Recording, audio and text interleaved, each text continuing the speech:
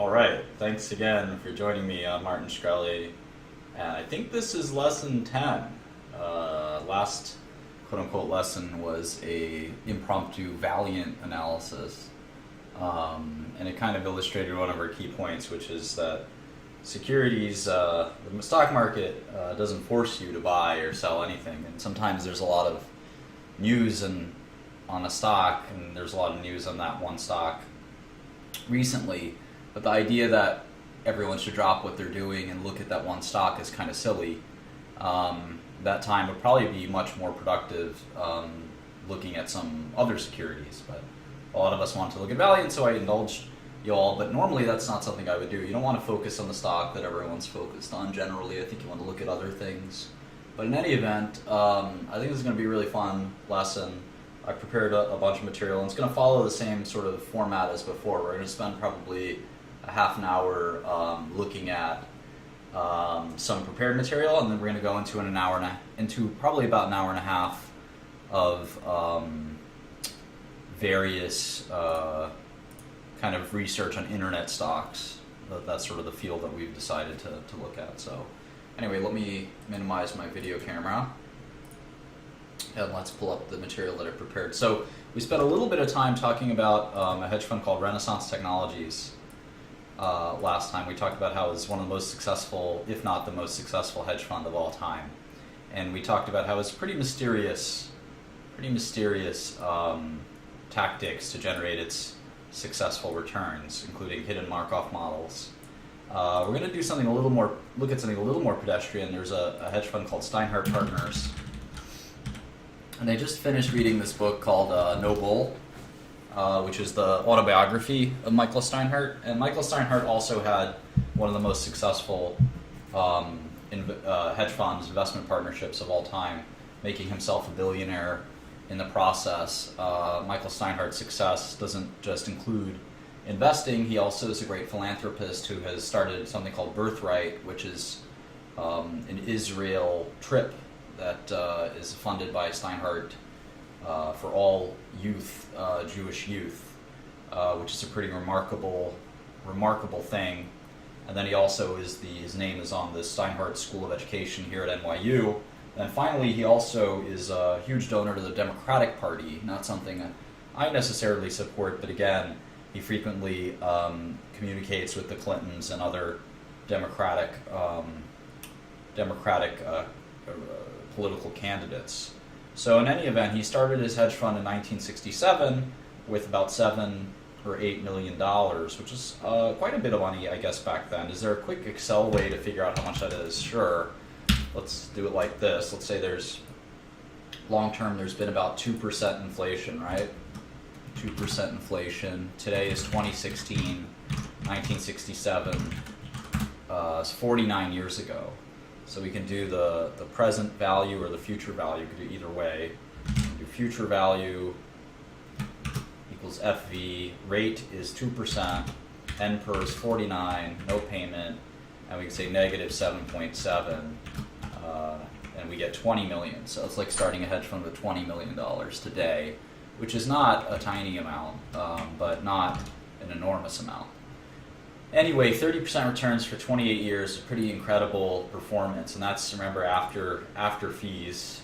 And the book No Bull is an interesting book. And so the idea, one of the main Steinhardt had a lot of different approaches. We're going to go through one where he called variant perception. But risk management was another thing he was very, very good at. And we'll talk about risk management at some point, something that I'm not that good at. And Steinhardt was just very good at lowering his exposure as he lost money. And this sort of allowed him psychologically to succeed, I think. For many investors, as you lose money, it's tempting to invest even further. And Steinhardt had a great psychology about himself. He hated losing money more than anything, so it was almost like it was painful for him physically to lose money. So he curbed his investments as he did that. And it follows some decent decision theory that if an investment is starting to lose money, there's a reasonable probability, probably an above average probability, that it's losing money because your fundamental thesis regarding that investment is wrong. Steinhardt also was great at greater fool theory, which he explains in the book. He doesn't use those words, but basically he was good at riding the wave of the hype of something that wasn't worth what it was trading for, and he sort of acknowledges that, but predicting that other market participants would follow the chase and propel those shares even higher. I'm not a fan of greater fool theory by any means, but it is a phenomenon that exists. Information arbitrage was something that Steinhardt, I think, capitalized on quite a bit, knowing a lot of people that worked for him. Steinhardt had analysts who I think often had insider information. This was less illegal, so to speak, in the 60s, 70s, 80s, and 90s. Personally, I would say it was just as illegal, since the Securities and Exchange Act of 1934 makes it not quite explicit, but pretty clear that insider trading is illegal. I would say it was less policed as it is today, is probably the way to think of it. And then Wall Street arbitrage was another thing. This kind of arbitrage has disappeared. This is basically the arbitrage that exists when you can use Wall Street to its sort of own, using it for your own advantage. So in essence, getting advantage of things like upgrades and downgrades and trading flow and things like that kind of don't matter anymore, but at one point were very important. He was also a reasonably good macro investor. But anyway, let's talk about this variant perception concept. And so Steinhardt often would distill his ideas into this idea of what is the stock idea, what is the consensus view right now, what's the variant perception that we have that makes us different, and what's going to change things. And we know a lot of these sort of consensus views. A good example, let's look at the tech stocks that we've looked at briefly. A good example of this is, say, we looked at Twitter last time around. Now, Twitter is a $12 billion company with $8 or $9 billion, or $9 or $10 billion of enterprise value. And we can see that Twitter's revenue is growing. The consensus, we looked at our model, the consensus is that Twitter's user growth has stopped. Now, if we had our view, our idea would be, for example, in this case, it would be go long Twitter. Because the consensus view is what? That user growth has stopped, therefore revenue growth will stop soon. Our variant perception would be something like, we have examined primary data that suggests Twitter's user growth will reaccelerate, and 1 quarter of slowing is not dispositive of a permanent stoppage of user growth. And the trigger event, what would the trigger event be? This is somewhat obvious.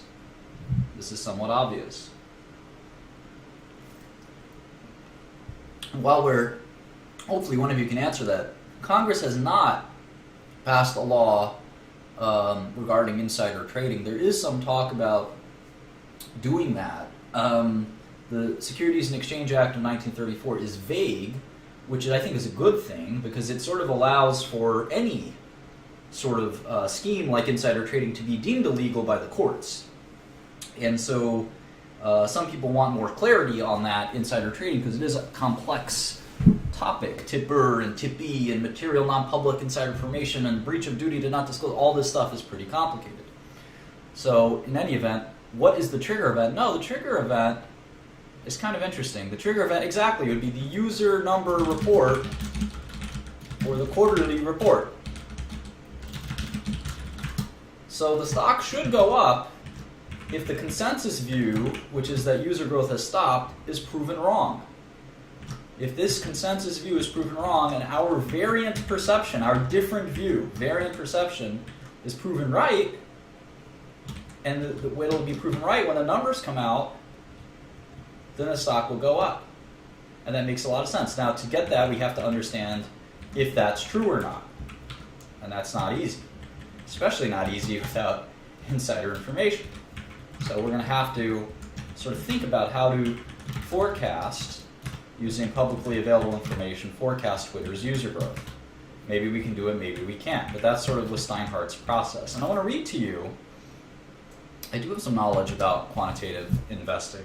I want to read to you a few pages of Noble, which I think are the most interesting. So you get to read, you're not going to get the benefit of reading all 300 pages, and I skipped a lot about Steinhardt's life, other than his growing up in Brooklyn, which I did read carefully. But his later life I kind of skipped. This is probably the best 2 or 3 pages in the book, which I'll just read out loud to you, and you'll get the benefit of not having to read the whole book, although I wouldn't, it's pretty easy reading. You could probably finish it in a few days. All right. Here we go. I like to think of myself, let me maximize my camera just because I won't be using these slides. It's a story time with Martin.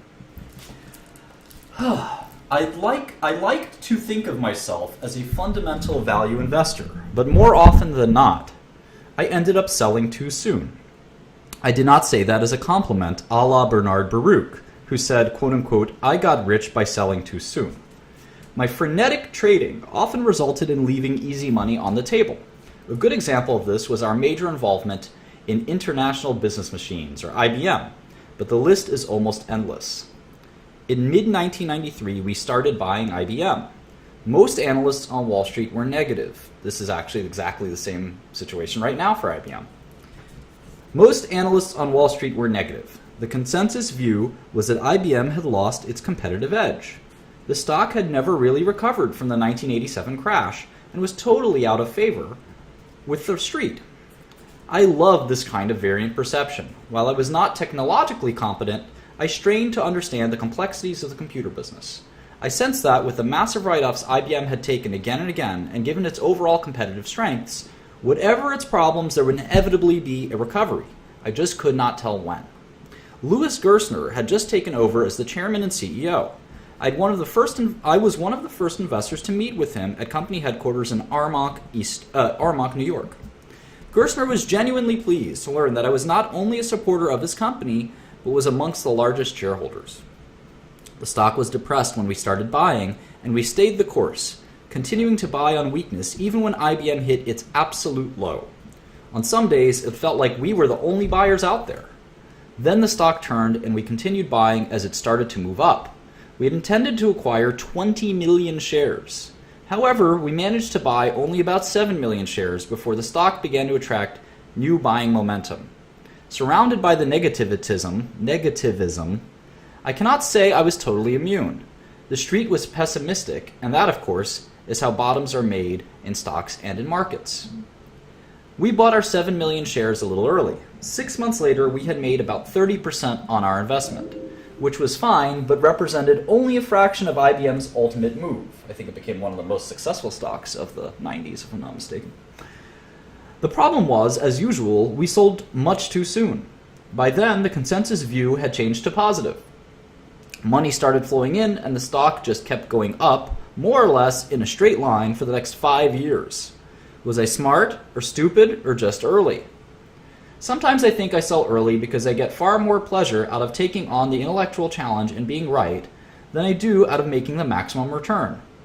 Once I am proved right in the market, the bottom line is of less interest to me. I am ready for the next idea. I think we all have a little of this. As the underdog, IBM was exciting, and it felt good to go against the street's misperception. By the time the stock turned around, I was ready to move on. The challenge was over. I have always been much more interested in picking a turn, an inflection point, than in playing an already existing trend. When everyone else decided IBM was a compelling investment, I was, unfortunately for me, long gone. Warren Buffett has said, if you're not willing to own a stock for 10 years, do not even think about owning it for 10 minutes. I actually completely agree with that, even though it's okay to not own a stock for 10 years. The truth of the matter is, I've never owned a stock for 10 years. But I have had the unique and profitable experience of owning some very good companies for 10 minutes. During the mid-1980s, we began relationships. This is a different story, and I think this story is also good. And I hope you can tell that I added a few of my own lines in there by changing my voice a little bit. And I'll probably do the same here. This is a really, really good story. I'm almost done with what I want to read out to you, and then we'll get to some mathematics and teach you some things on certain return calculations, and then we'll go ahead and do the internet stuff. All right, Steinhardt says, during the mid-1980s, we began relationships with some money managers outside of our firm, notably those that offered a particular specialty that enhanced our skill set, like short sellers. One such group, the Feshbacks, three brothers from California, were, for a while, superb at finding what they called, quote-unquote, terminal shorts, companies that were frauds, bankruptcy candidates, or accounting fiascos. They were often the target of vengeful companies whose Achilles heel they had exposed. The Feshbacks were able to successfully uncover a number of such companies, such as Cannon Group, LA Gear, and Cooper Companies, where we made close to 100% on our money. They also shorted numerous savings and loans companies, such as Landmark Land and Charles Keating's infamous Lincoln Savings and Loan, where we also did well. But the Feshbacks headed an unusual firm, to say the least. For one thing, they were all converts to Scientology, the religion founded by science fiction writer L. Ron Hubbard, which supposedly helped free people from psychological problems.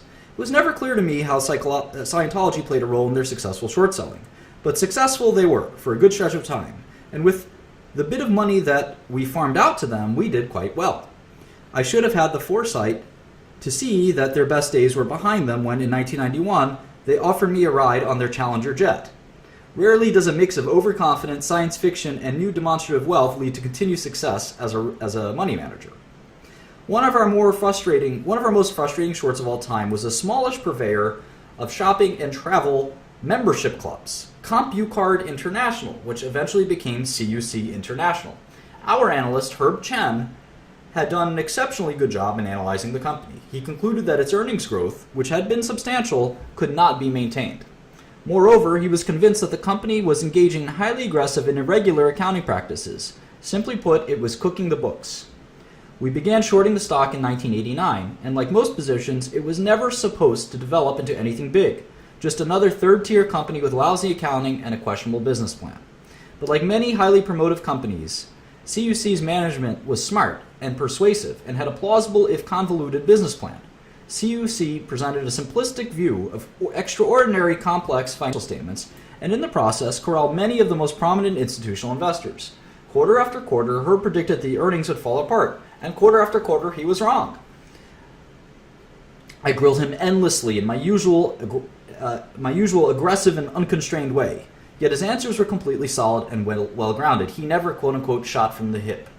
He knew this company well, and as painful as the short was becoming, and as brutal as I was during our quote-unquote sessions, I increased the size of the short, convinced Herb would eventually be proven right. Many stocks betray themselves by revealing the obviously speculative nature of their trading or ownership patterns. Not so with CUC. In contrast to other more speculative shorts, such as those involved with technological innovation or biotechnology, where the volatility was at times frightening, being short CUC was a slow, steady grind. Against this backdrop, the firm wound up short millions of shares. In 1992, CUC began a series of acquisitions designed to expand and reshape the company. Herb felt sure that these acquisitions were designed to mask the deteriorating fundamentals of the base business. But he also felt that management would probably be successful in its effort. After all, they had succeeded so far. Unlike many other shorts which went out like a bang, this went out with a whimper.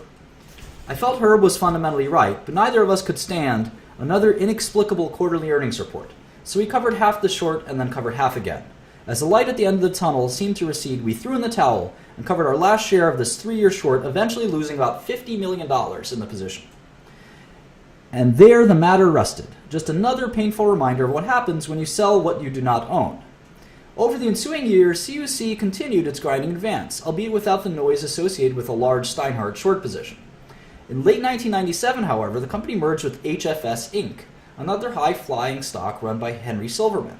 Within months, the new company, now renamed Cendant, owned up to massive accounting irregularities attributable to the old CUC divisions. The final post-mortem provided by the SEC documented what Herb had suspected all along.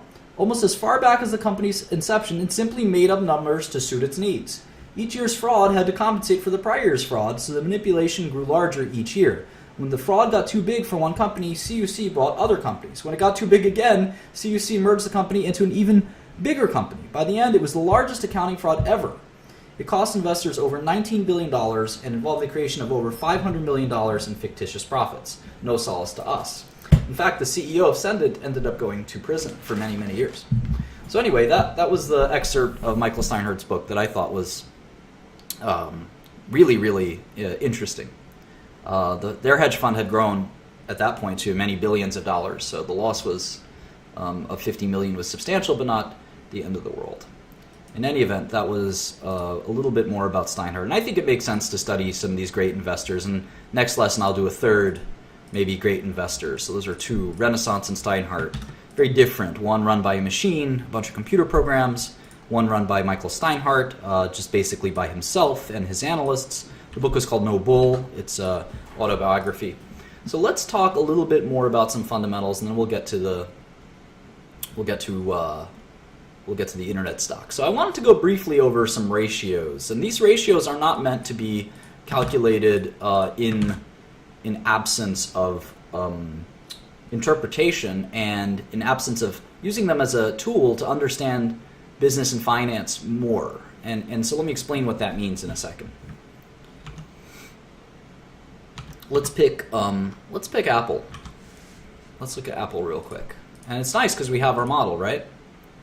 Now, we did the income statement for Apple, but we didn't really do the balance sheet. Let me add a couple quarters in the balance sheet, because to calculate these ratios, you need the balance sheet. So let me do that. So we go to sec.gov. This is our favorite website, right? Go here. Now, ROI and ROIC are actually a little bit different, and the share drive has all of these files and things like that. So, in any event, I think I got this 10Q. Yep. Let me get the other one. 10K. It is hot in my apartment. Alright. I might open a window in a second. Where is the balance sheet? Here it is. Alright. So we should make a net cash section here real quick. All right, let me do one of these doohickeys.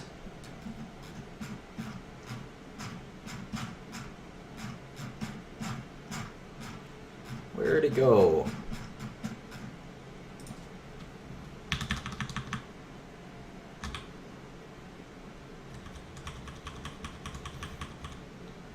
Let me kind of shrink this so I can just do it like this. All right.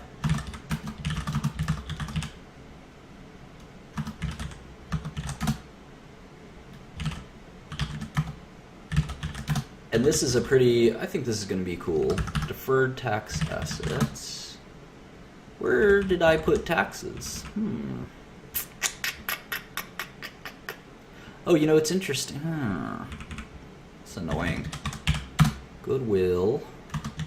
I wonder if Apple changed kind of the way they do deferred tax assets. They kind of just lump it in here now. Missing the line.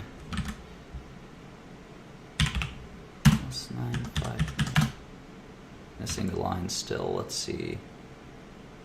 This is so weird. Let me start over. 21. Here it is. 21,120.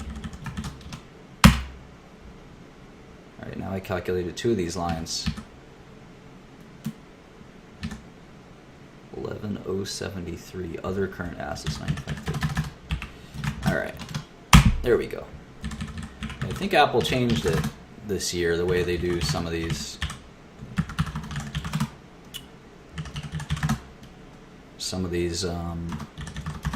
Line items they took out. It looks like one of them, which is a little annoying, needless to say.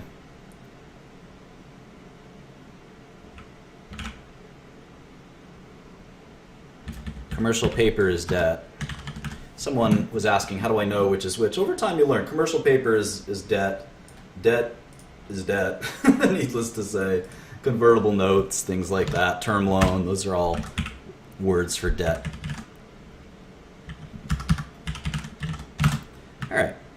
So there's that balance sheet. We're almost done. I just want to add a couple just so you can see a little bit.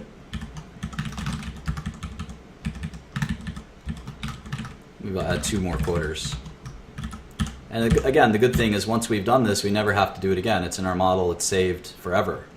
So it's the cool part about plugging these numbers in. The one good thing about it.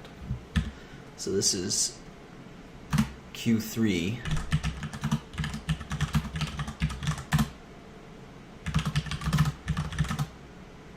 See, they have deferred tax assets here. So they stop reporting deferred tax assets in the next year. It's too irrelevant for them, I guess. Or maybe something more nefarious. Deferred tax assets. All right. And you can see the 273,151 from our sheet matches theirs. It should. Deferred revenue. All right. Debt. Got to include commercial paper.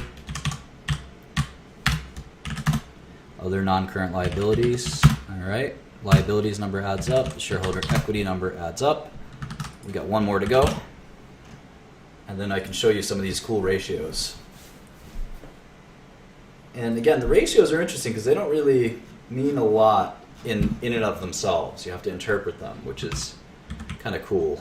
They mean a ton if you interpret them correctly. I know a lot of people who don't know how to interpret them correctly, and this is pretty important. They're actually much more theoretical than they are, even though they're just simple mathematics. They're literally just quotients, right? They're ratios. The right interpretation of them can actually be quite illuminating.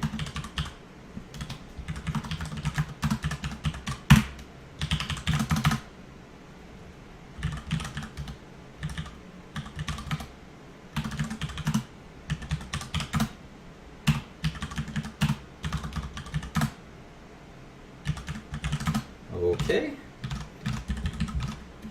Looks like we're done. All right. So how do we use these return calculations? The first one I'm going to show you is just as simple as called return on equity, or ROE. Return on equity.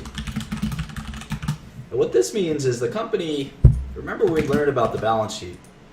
Assets minus liabilities. Let me get out my notepad. Remember we learned about the balance sheet. We learned that assets minus liabilities equals, in a short term, it equals equity. And we often say shareholders' equity. And this makes sense. Assets minus liabilities is what's left over, right? If you had $5,000 in your checking account, maybe you were my dog or cat or something like that, and you had $2,000 in your cat credit card. This is approximately the balance sheet of my cat Mousy.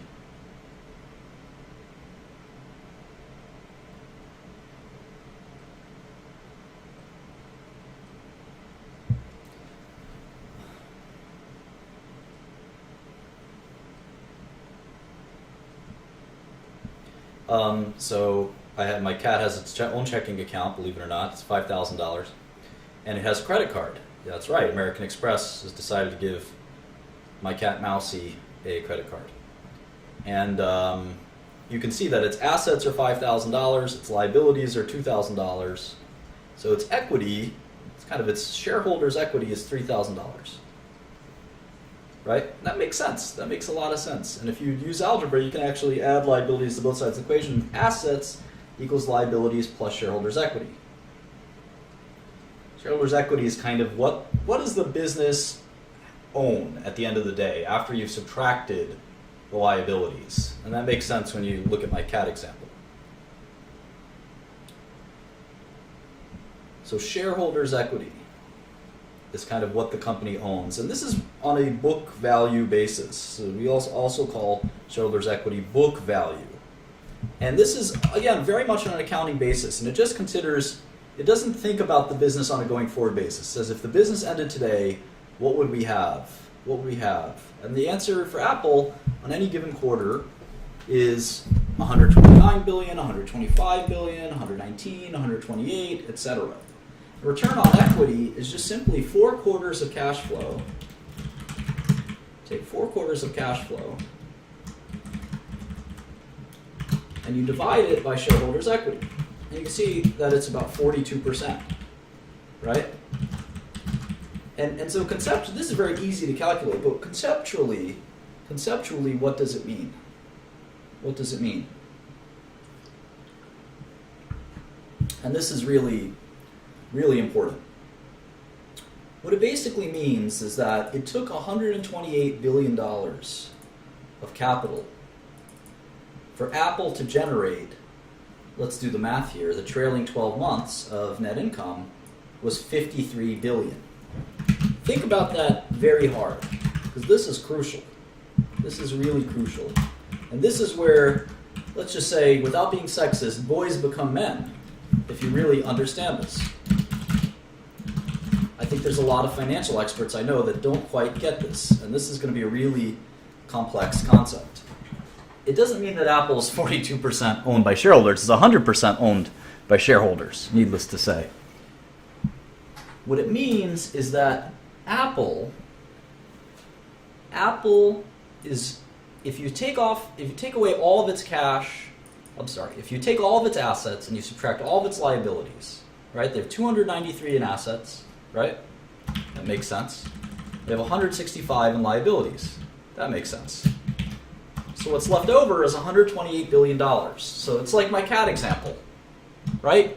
Mousy has $5,000 in cash and $2,000, which is Mousy's assets. Let's make it even clearer. Let's make it even clearer because I think some people are confused. This is my cat, Mousy. Mousy Shkreli. It's a cat. That's its tail. And those are its whiskers. Mousy has the following assets. I opened a checking account for Mousy. It is $5,000.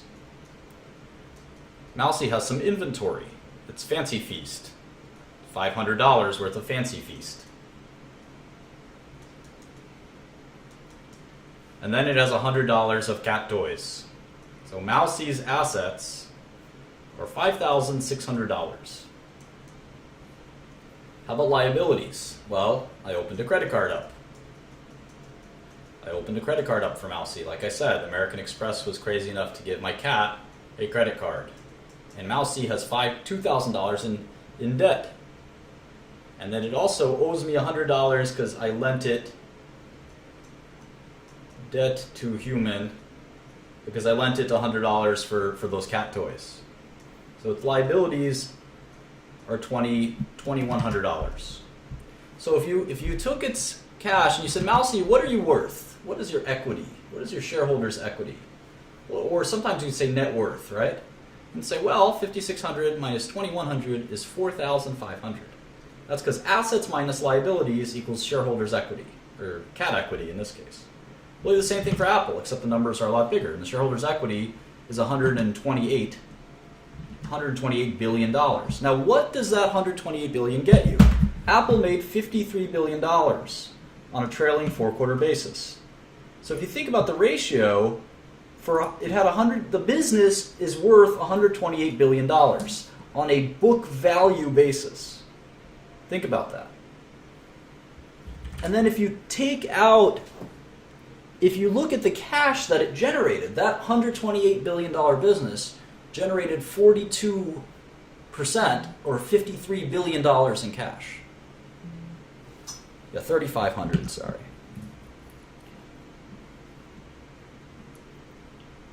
Wanted to see if you're paying attention. The point is, let's think about this further. If you could recreate Apple, let's say you could recreate Apple, would you like to be in this position where you spent $128 billion? That's what it would cost to recreate Apple, right? $128 billion to make $53 billion a year. Yeah, that would be great, 40% return, right? Well, you could actually try and do that, right? You could emulate all of Apple. Let me show you how. You could say, well, $215 billion in cash. Well, that's not a lot of money that a lot of people have, but you say, I can find a pile of cash. All right, what else do I need? Think about this. I only need $22 billion of property, plant, and equipment. All of Apple is run on $22 billion. That means that $22 billion of machines that Apple has, all that $22 billion, that's all it takes to make $53 billion a year. Think about that. Now there's other things. You have to have these accounts receivable. You have to be willing to go into debt to your customers by $13 billion. You have to be able to build inventories of $2 billion, but that's not that much. You have to have these receivables, again, debt to your customers, and all kinds of other assets. And at the end of the day, it will cost you in total about $300 billion to recreate Apple. But then you have all these liabilities. So the net is you will need about $128 billion. $128 billion to completely, in essence, recreate what Apple is. Now, obviously, if you recreated Apple, it doesn't mean that everyone would buy your products tomorrow. And that's sort of the big question here, is that why can Apple generate 42%, which sounds like a lot? They only have $22 billion of machines, and they're making $53 billion. Think about that. And they don't buy those machines every day. That's $22 billion has been steady. They don't add a lot to that. They only added a few billion. So that $22 billion that they spent a long time ago, it keeps generating $50 billion a year. It's unbelievable. Think about that. It's one of the most amazing concepts if it really sinks in. Let me show you a different one. Return on assets. Pretty simple. Return on assets. This is simply how much cash flow are we generating on our asset base. And the trailing 12 months cash flow is $53 billion. So it's 18%. That makes sense.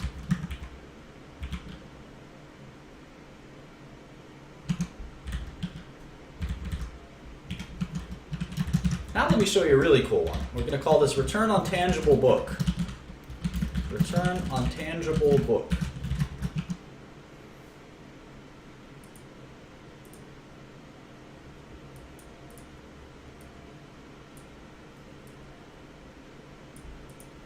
So book value is shareholders' equity, but we can take shareholders' equity and we can kind of modify it. What we can do is we can subtract goodwill and intangibles. And we get is a different number. And if we take trailing 12 months cash flow and we divide it by that number, it's sort of a more interesting number because obviously you can't. Goodwill and intangibles is not really as we know, it's sort of an accounting thing. The value of our patents aren't really embodied in this. Goodwill is sort of an accounting concept. So that's another way to look at it. Return on invested capital there's a lot of different ways to think about this. And Buffett has something that he looks at. Some people call it the Buffett return. So the way this is calculated is a little more complex. You take accounts receivable and inventories. In fact, you take basically all of working capital. It's a different value. It's a different sort of calculation. You take all of working capital, and you look at that as the key kind of business metric. And this is Warren Buffett kind of invented this. Not many people know about it, but this is a sort of another interesting way to look at it. And if you think about it, it's sort of absurd. It's sort of absurd.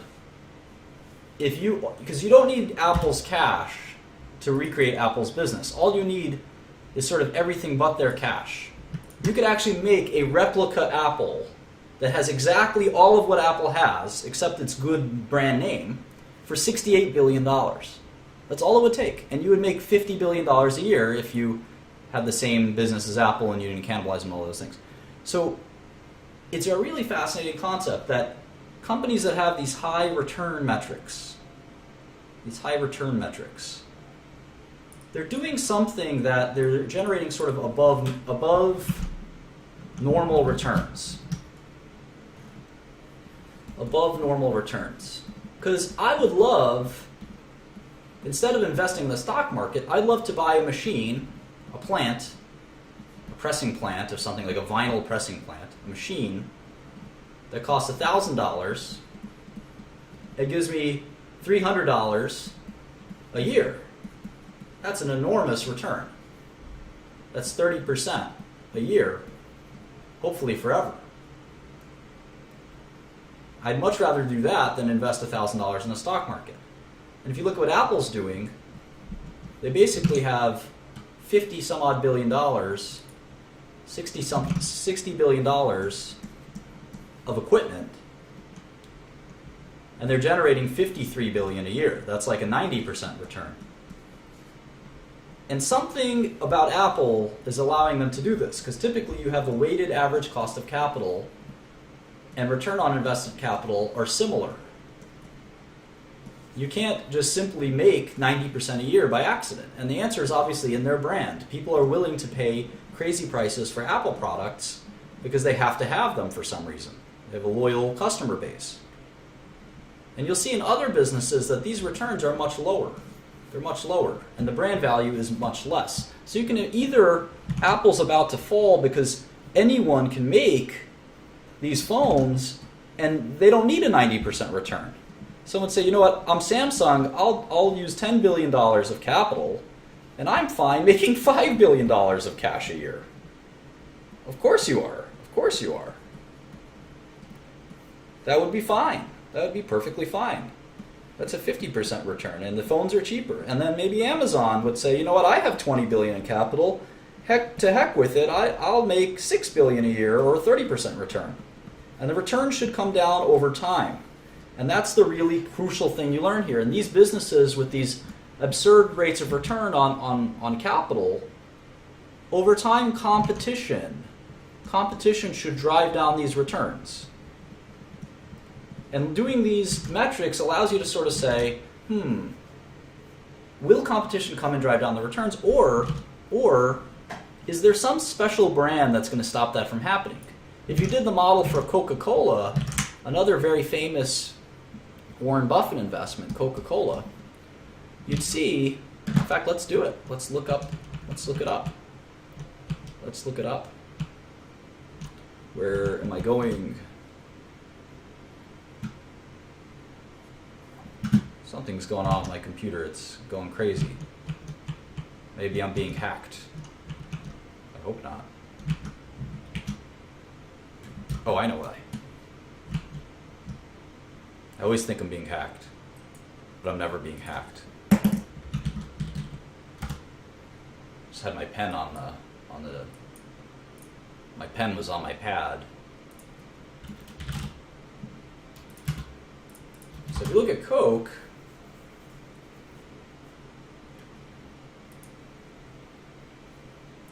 let's look at Coca-Cola.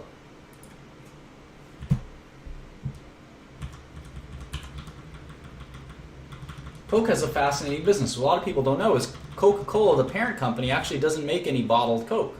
They simply sell concentrate, which the bottlers bottle into with water and carbon dioxide. They bottle. So the Coke actually just sells a syrup, which is kind of neat. And if you look at how much money they make, it's an absurd calculation. Let's take a look. Oh, here's the balance sheet. So if we calculate, let's do sort of a similar metric. Let's do it here instead. Let's take accounts receivable and inventories. So this is 3.9, and 2.9. This is accounts receivable, inventories, and then we'll just call it working capital, the rest, like prepaids, etc. 2.7. Okay. Other assets, we'll include that. 4.2. Property, plant, and equipment. This is the big one, right?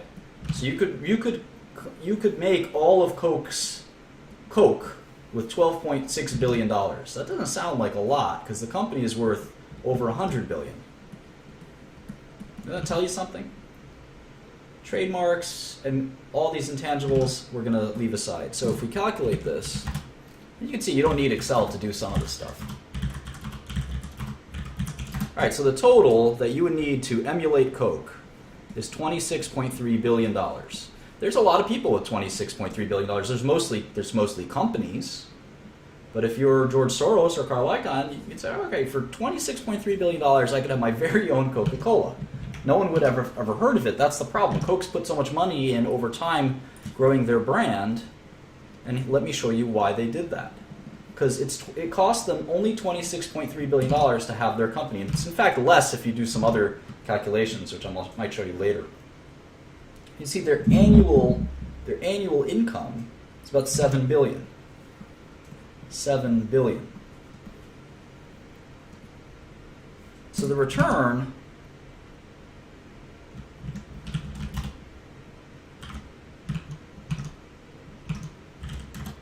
on that is a 27% return, which is very high. It's almost 30% return. And remember, this 26 billion, most of this that you only have to pay for once. You only have to pay for once. So if you think about it, if you're the person who started Coke, this is the kind of business you want to be in. You pay 26 billion at some point, and all you have to do from there on is collect $7 billion a year. You don't have to be, there's a discount rate. Even at a 10% discount rate, you can see that this is a hugely attractive investment. At an even smaller discount rate, it's worth about 100 billion in this case. And so why are they allowed to make 30% returns? The answer is the brand. Because even if you wanted to make a $26 billion investment in your own soft drink company, people will never have heard of it. Coke has a brand that lets their customers give them too much, arguably too much, net income. This is the net income. So using these ratios, you can kind of ferret out, what's going on in the company. And let me give you an example. Let me give you an example of maybe a company that's not like this. It's not like this. Let's look at GM. Let's do GM real quick. Do the same exact calculation with GM.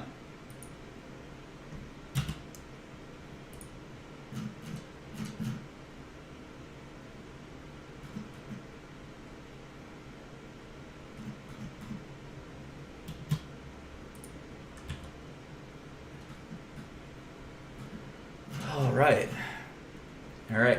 So GM, let's see. Accounts receivable, 8.3 billion. Other receivables, 18 billion. Inventories, 13.7. Equipment on operating leases, 2.7. Deferred taxes, 8.6. Other assets, 1.4. What else? GM financing receivables, 18.5. Property, 31.2. That should be it. Well, there's some more. Equipment on operating leases, 20.1. Wow. And taxes, 28.4. Other assets, 2.4. Holy smokes. You can see already that GM has a lot more assets. And sometimes we call this asset-heavy business. Asset-heavy, or sometimes we use the term capital-intensive. Capital-intensive. This is a really important term. Okay, so that's a lot of assets. How about net income? What they generate in net income? We can already eyeball and say that's a lot more than Coke. I mean, one line is more than all of Coke's working capital assets. How about income? Okay, well, GM generated 9 billion in, looks like 9 billion, maybe 7.7 billion actually, because I had this weird tax benefit. So 7.7 billion in cash flow or net income. The same amount as Coke, both about 7 billion. But you can see that GM's returns are not that good. 8.3 plus 18 plus 13.7 plus 2.7 plus 8.6 plus 1.4 plus 18.5 plus 31.2 plus 20.1 plus 28.4 plus 2.4. That's 153 billion in assets. And 7.7 divided by 153 is a 5% return. That's a more normal return. 27% return is insane. 5% return on all this capital. You'd have to build all this just to make $7 billion a year, whereas Coke only has to build $26 billion to make the same amount. So it's a pretty complex concept, but I hope this illuminates a little bit on how capital in the balance sheet is interpreted. It's not just calculating these numbers doesn't mean anything. It gives you clues and insights into how the business works, and that's the important part. All right, so let's go ahead and look at LinkedIn, which I know a lot of you folks wanted to look at. I'll close down some of these models, and we'll look back on some of them later, perhaps. But let's look at LinkedIn. We don't have a LinkedIn model, so we're going to have to build one from scratch. And as we get more and more experience in all this, we'll be able to continue to kind of look at these companies and derive some really cool insights as we become more of an expert in one area. LinkedIn, $113 a share. So how many shares outstanding? How many pieces is this pie divided into? Ticker is LNKD. So you go to SEC's website, we type in LNKD, LinkedIn. Your 10K has been prepared and filed. We see on the front page it says 116 million shares of Class A and 15 million of Class B. Usually these classes are just votes. They have different kinds of votes. So market cap should just be the product of the two, and it's about a $15 billion company. So not too far from Twitter size, a little bigger perhaps than Twitter. I just like to write here because the quarters will change every quarter, so I want to write what quarter I'm taking this from, at least from a calendar perspective. So where are the financial statements? Here they are. Balance sheet. How much cash? About $3 billion. About $3 billion. Yep. How about debt? Convertible senior notes. That is debt, my friends. 1126. 534. All right. So they have about $2 billion in cash, so $13 billion enterprise value. So let's put in some of this data.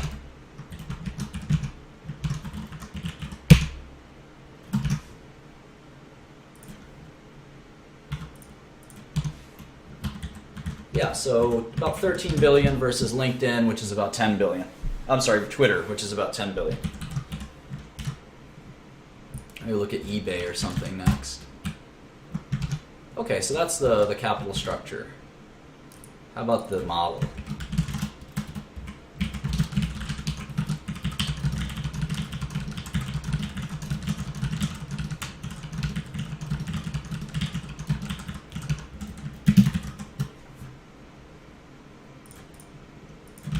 We can get the annuals just from this report right here. In fact, it's always fun to take a quick glance. It's like a preview. You see their revenue growth actually reminds me of Twitter. These numbers are almost the same, right? 1.5, 2.2, 3 billion in revenue. And if you look at the income statement, it's not that different. It's not that different, other than the depreciation is an enormous amount. Let's look at the cash flow statement. See if that tells us anything. The cash flow statement paints a very different picture. It's a very profitable company, according to the cash flow statement. But if you add the PP&E, so you just look at free cash flow, you can see it's about $300 million. And they broke even last year before that, and they made about $100 million a year before that. So it's making a few $100 million a year, depending. And in these tech companies, they choose to, quote-unquote, reinvest quite a bit because they don't want to kind of spoil their future. They sacrifice short-term earnings for long-term earnings, which often makes sense. So let's look at the Q4.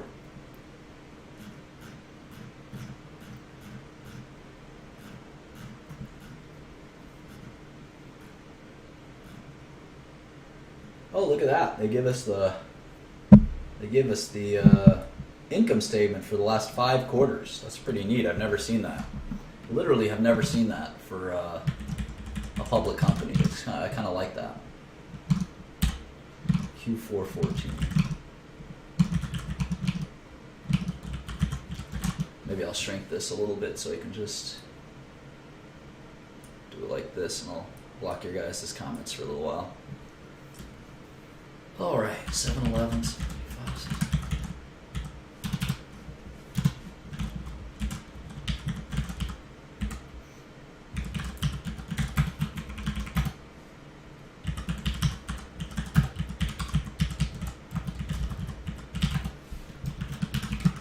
I'm going to exclude DNA, although perhaps I shouldn't. I'll exclude it for now.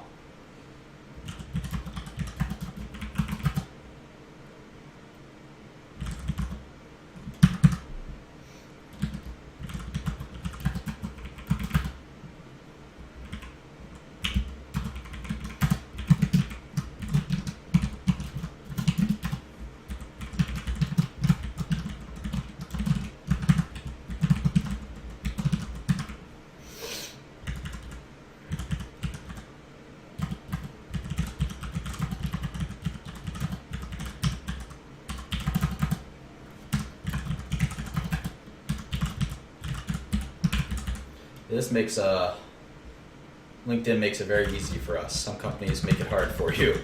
I don't think it's ever intentional. And I can tell you, as a CEO, you don't really care how your press releases are, or how clearly they're written. By the time the quarter is done, you're exhausted.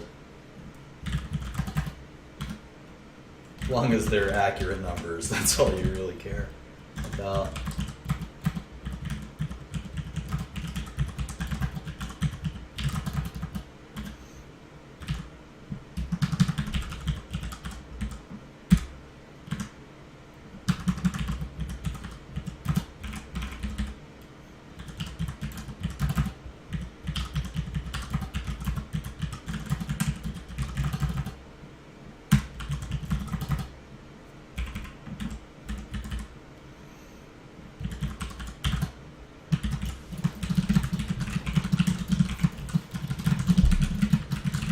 And it's cool is that, the lines are always the same. We've recognized these lines: operating expenses, operating income, interest income, pre-tax income, taxes, net income. This is every business in America is the same when it comes to these lines. The only ones that are a little different from business to business is, in this case, you have sales and marketing. Product development is research and development, and G&A, practically every American business has general and administrative line. So from just these lines, we can already do a couple of fun calculations. Let's look at revenue growth. Well, last quarter revenue grew 34%. That's a lot. We could look at our kind of comparable sheet. Let's pop in 34% for LinkedIn. We know that a lot of these other tech companies aren't growing that fast, right? Last quarter revenue growth, 34%. That's way above. The average is 13%. But it's about the same as some other high growth companies like Tencent, Facebook, which is absurdly high revenue growth for the amount of revenue that they have. That'll slow down someday. And it's not as high as Twitter. Twitter's actually still has the number one revenue growth, even though the stock's kind of in the toilet. Interestingly, the earnings, we'll have to focus on that in a second. Gross margin, what is that? Gross margin, operating margin. We looked at Google briefly. We're going to get back to it at some point. 86% gross margin, pretty incredible. Operating margin a little lower. We're still growing and reinvesting. So 13% operating margin is pretty low.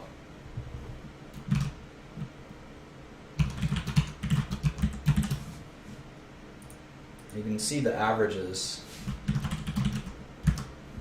The averages are lower gross margin but higher operating margin, and LinkedIn's got it a little bit backwards, I guess. See if we can get revenue growth. Well, let's see. Looking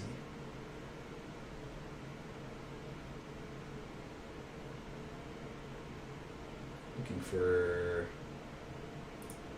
shapes. I just want to look at sequential revenue growth real quick because it's kind of remarkable the way they grow revenue sequentially. You can see that Q1 is a weak quarter for them, just same way it is for Twitter. But then they grow 10% every quarter sequentially, which is pretty crazy. So if they do that again, even if they do a little less than that, 2016 revenue would be about 4 billion, 3.9 billion. So revenue is a bit higher than Twitter. Earnings are a trickier subject. Let's see what the gross margin has it fluctuated. No, it's been about 86% every damn time. So you can pretty easily forecast it'll be 86% again. COGS is just the subtrahend, I guess, of those numbers. Let's see how much S&M is growing year over year.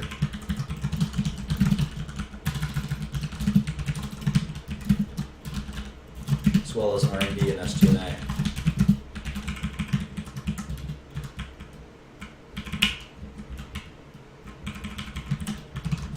%. It's interesting. Their cost growth in some cases is higher than their revenue growth. Very, very interesting. They're definitely investing quite a bit. Let's see here.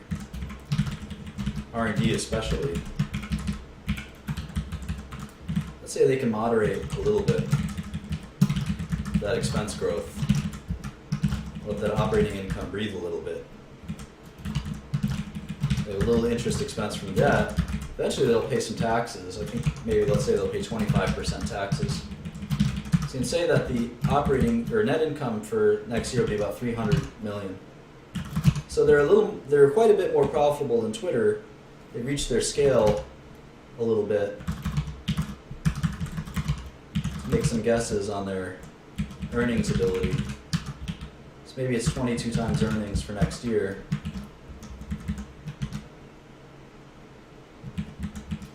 And we'll have to look at the business in more detail in a second. I wonder when they were founded.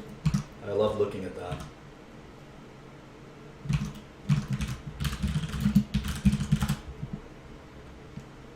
(2002). Wow.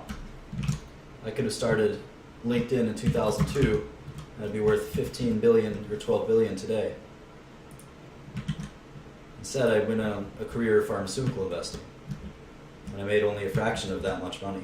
Now, having said that, LinkedIn, let's see who their largest shareholder is. Well, it's owned by a diverse array of institutional investors. Let's see about their Class B stock, which I think has higher votes. That's owned all by Reid Hoffman, who I think started the company, might even be their CEO. So the market cap is 15 billion. And he owns 15 million shares, which is about 10% of the company. Is that right? Yeah. So this guy's worth about 1 or 2 billion just on his LinkedIn stock. I think he has some other, probably about 1.5 to 2 billion just on LinkedIn. Is he the CEO? Yes, he is. No, he's the chairman. Jeff Weiner is the CEO. So Hoffman has about $2 billion of LinkedIn stock. Let's see. LinkedIn. His net worth is about $3 billion. Most of it comes from LinkedIn, where he was the CEO. He was also at PayPal. He was part of Peter Thiel's company. And even before then, he was at Apple. So he's been around the block in tech. He's one of the most well-known tech people, isn't he?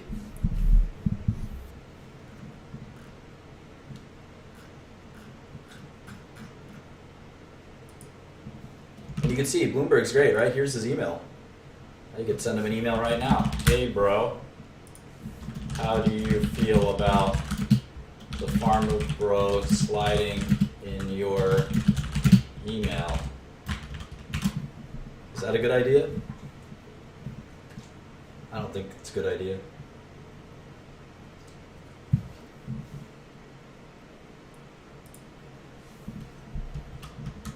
Anyway, let's look at the business a little more.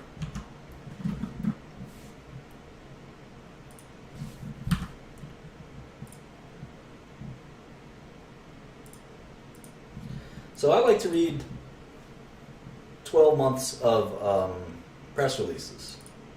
LinkedIn announces fourth quarter and full year 2015 results. This was reasonably recent, and the quarterly releases are the most important. And you can arguably, and this is what Warren Buffett does. This is what Warren Buffett does. You sort of have, I like to joke, a company should put out 3 press releases in a year. Q1, Q2, Q3, and the full year press releases. So arguably the 4 most press, of course there's going to be other press releases, any acquisitions, new products, management changes. But arguably the most important press release for any company is their full year press release. And then the second, third, and fourth are these 3 kind of equally. And then certainly these can be important press releases. A new CEO, new product, bought a company, sold a company, whatever. They're all important, but full year, very, very important. So here it is. LinkedIn announces fourth quarter and full year 2015 results. All right. The world's largest professional network on the internet reported results for fourth quarter. And the transcript of the prepared remarks is in this press release, so that's pretty cool. So we don't have to listen to the conference call. Or at least we don't have to listen until we hear the questions part. Q4 was a strong quarter, bringing to a close a successful year of growth and innovation, said Jeff Weiner. We enter 2016 with increased focus on core initiatives that will help drive growth and scale across the portfolio. So basically this entire 2 paragraphs, I don't see anything in here that's worth reading. It's all kind of corporate speak. During the quarter, LinkedIn made solid progress against its long-term product strategy to create value for members by connecting them to opportunities. So LinkedIn is kind of about job opportunities, isn't it? We launched our reimagined flagship app in December, creating a more streamlined experience for members to follow personalized and relevant content in their feed, and continue to scale the number of jobs on the platform to now more than 6 million open listings. So that's kind of, maybe we'll track that. If you read these press releases, you should be taking notes. You should be taking notes in your model. 6 million open listings. Revenue increased 34%. Okay, we have that in our model. Here we go, talent solutions. Talent solutions. I don't know what that is. Talent solutions. Maybe we'll make that on the front page too.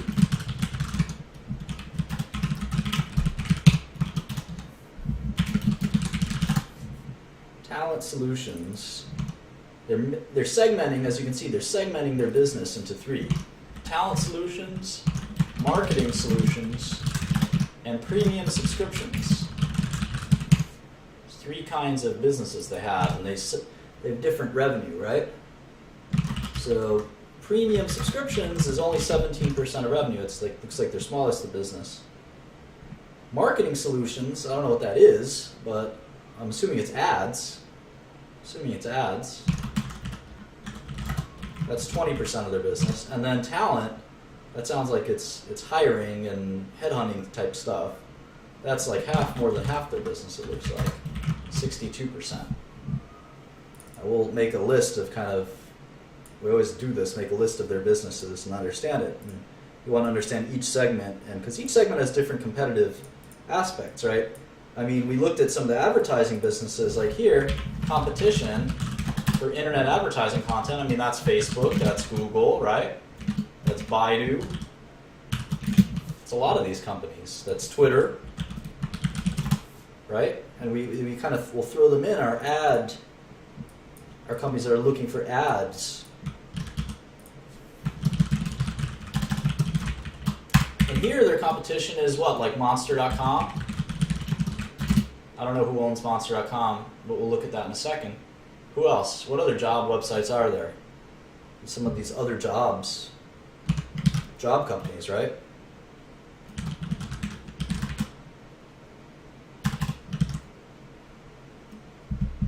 Baidu's stock ticker, I think, is BIDU. Premium subscriptions. Well, this is sort of like unique to LinkedIn. I'm not sure that they have competition other than, Monster. I don't know, Indeed. I haven't looked for a job in a long time, so I couldn't tell you. Indeed. Any other ones?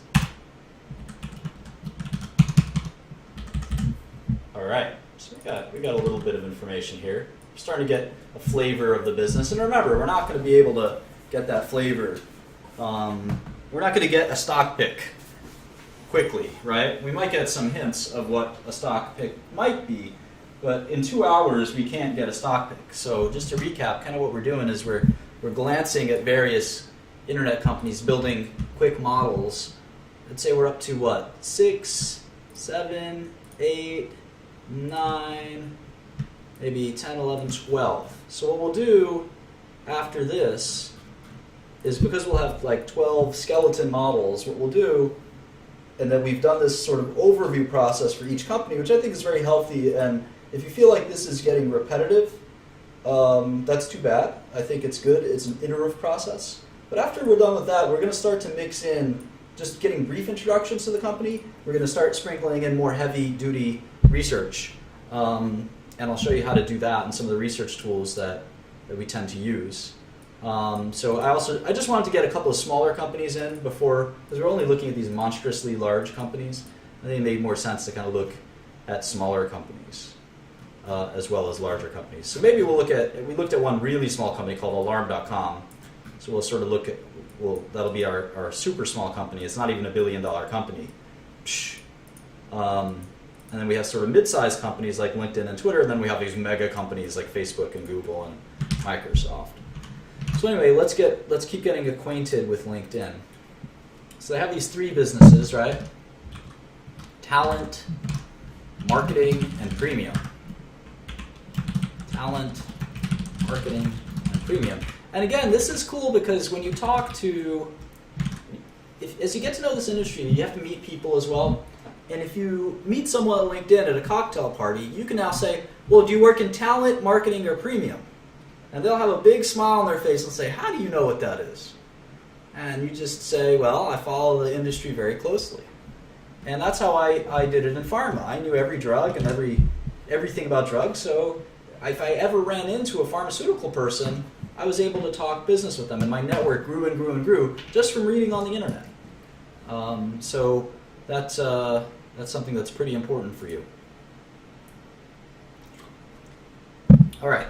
So talent is 535, marketing 183, and premium is 144. You can see that that the growth is coming from talent. Most of the growth is coming from talent. In fact, marketing and premium aren't growing that much.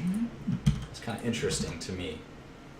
It's going to be really interesting because LinkedIn is going to have, at some point, LinkedIn is going to have a limitation to how much revenue they can get from talent. How many jobs do you think turn over in the United States in a year? What do you guys think? Current employment in the United States. What do you guys think that is? How many people are employed in the United States? There's the BLS, Bureau of Labor Statistics, right? Let's go there. It's about 60% of the population.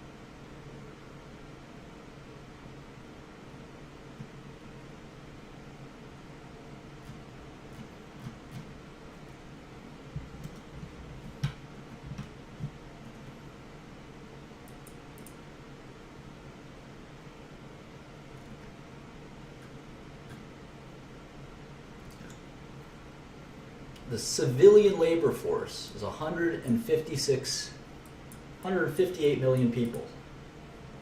We're gonna have to track this.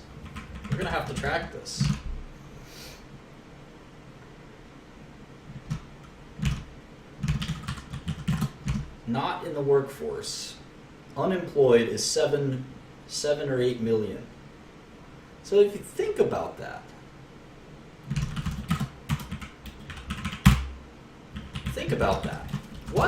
what jumps out to you right now What jumps out to you about this? Something should jump out at you.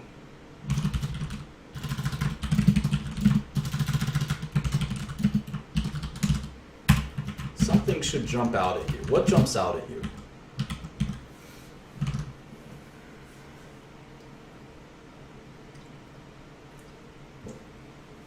Well, most people who are not employed are very old people or very young people.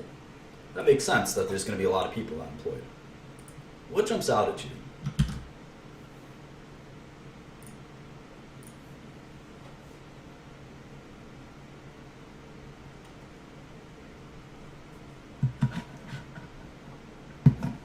Not the Bureau of Labor Statistics.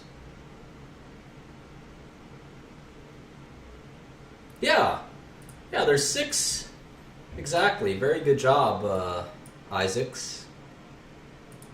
There's 6 million listings on LinkedIn, but only 8 million people are looking for jobs in the US at least.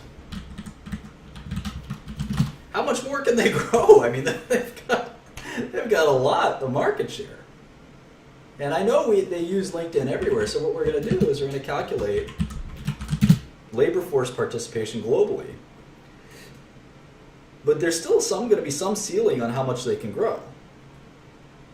Yeah, we're gonna model and look at this in a second, but it's fascinating to me.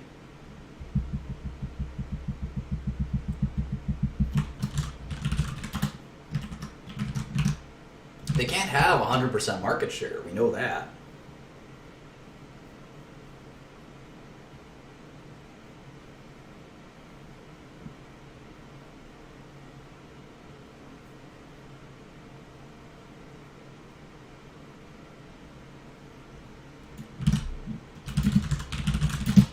Census gives us our population. It's 318.9.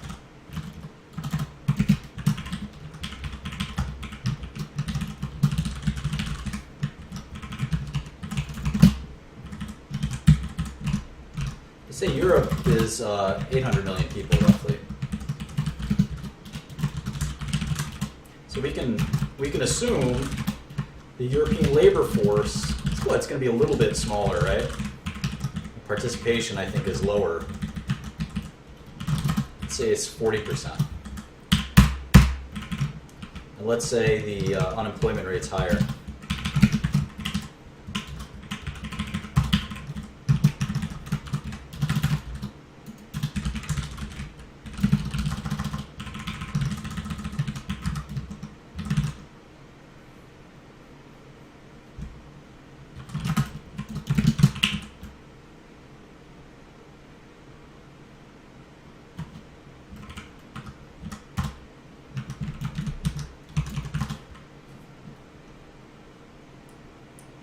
Seems like it's saturated, if you ask me.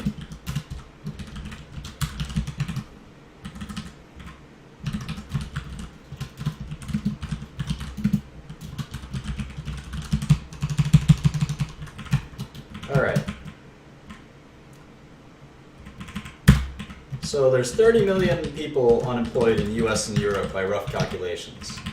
And they already have 6 million of those, so 20%. That seems like a pretty healthy market share. Let's just keep that stuff in the back of our head. Keep thinking about it. Is it 9%? Let's keep thinking about it. I'm not saying that we're making any conclusions, but this is data that we're going to have to sort of think about, because this isn't just an internet company. This is an internet company focused on jobs.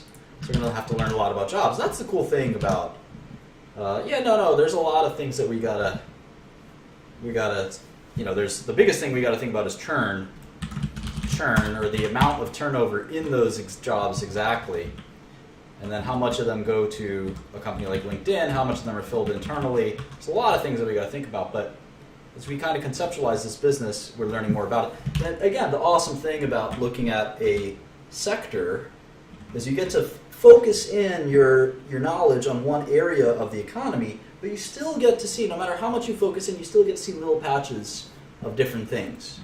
Right? With Priceline, we're going to learn about the travel business.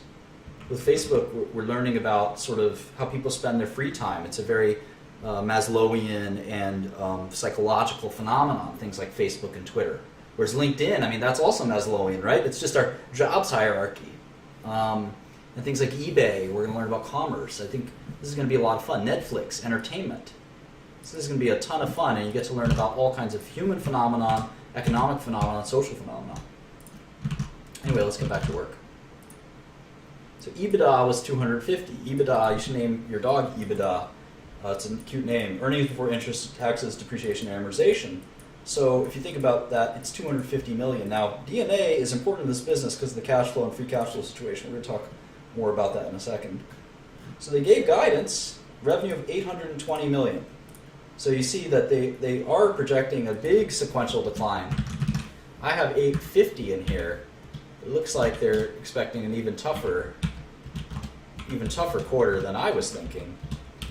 So 820 million, which would be down 5%, and only a 29% year-over-year increase, which is fine, but interesting nonetheless.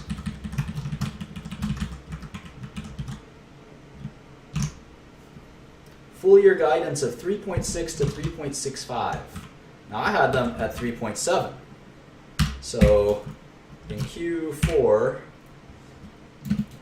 guided to 3.6 to 3.65.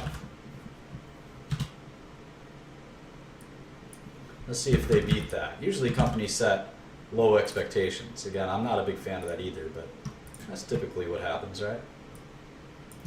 All right. Cumulative members grew to 414 million. So that's how many members they've got. 414 million. And this is, again, pretty interesting. So if you think about members over population, they have 414 million members. And the addressable population, right? Addressable, or let's just say let's look at the US plus EU labor force. Labor force. So if you add the US labor force and the European labor force, they've got, I know there's other countries, they've got 500 million labor force in the US and Europe. They've got most of it on LinkedIn, 87%. Now we're going to have to add, LATAM, we're going to have to add, all of those other territories. I'm assuming China's got a very big, potential area. So let's keep going. This is kind of going to be a fun way to do it. Definitely, the cumulative members metric is going to be really important for us to track. Unique visiting members. I don't know that. I mean, we probably do want to track that, but I think it's going to be interesting.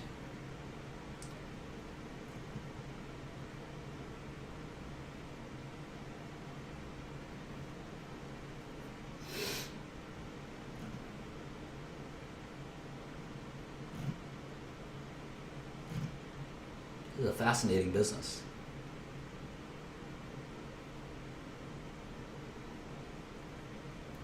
You can see the currency adjustment, 37%. 39% on constant currency, so I'll add that in here. Incredible growth, really.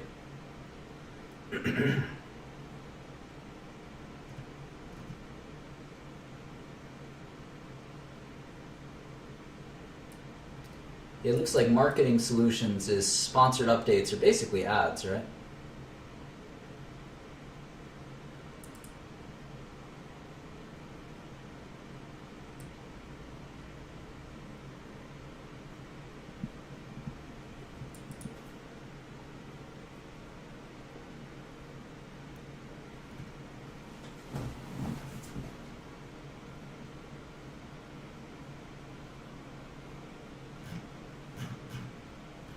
Yeah, I actually want to do some of the balance sheet stuff too. And again, it's nice of them to give us this sort of multi-quarter setup. Usually don't get that.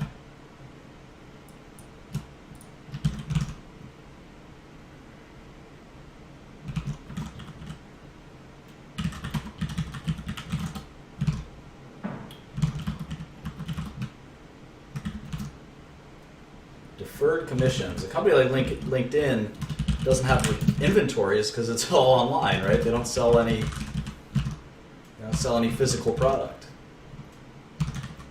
Prepaid expenses, other current assets, property, plant and equipment, goodwill and intangibles, and then some other, I'm guessing, other.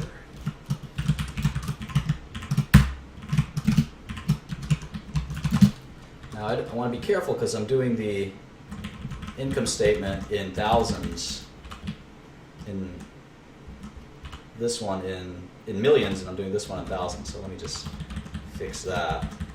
It should all be the same, right?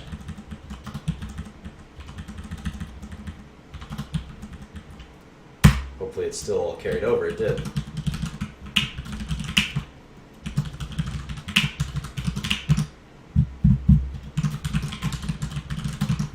Cool.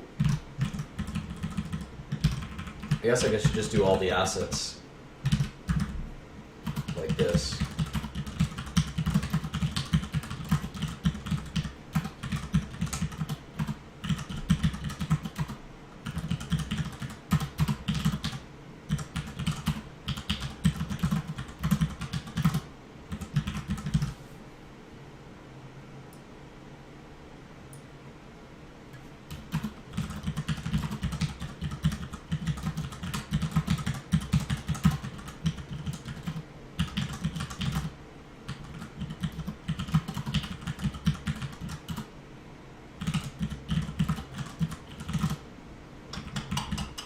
Where did I mess up? Where did I mess up?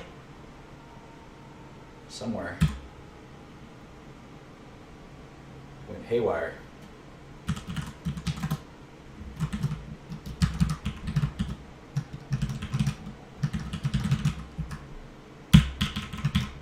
Start again.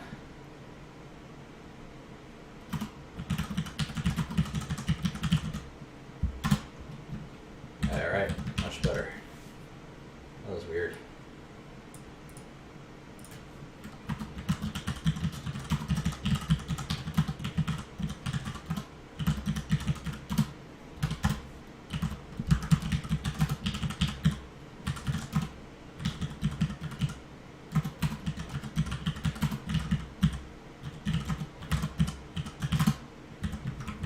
All right, last one.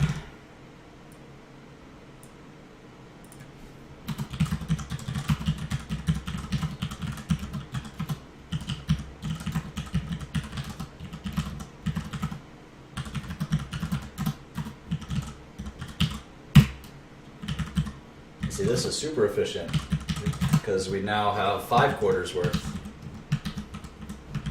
Let's do the liabilities now.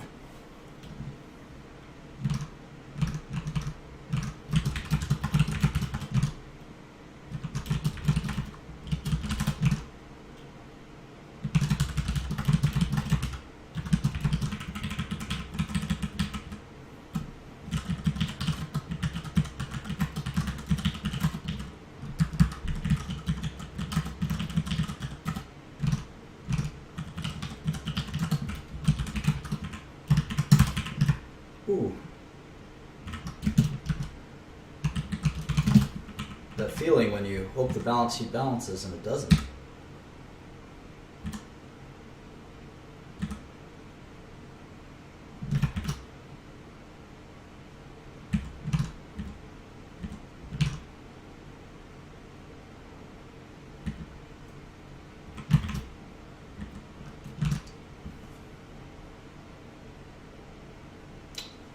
It's that redeemable, non-controllable interest.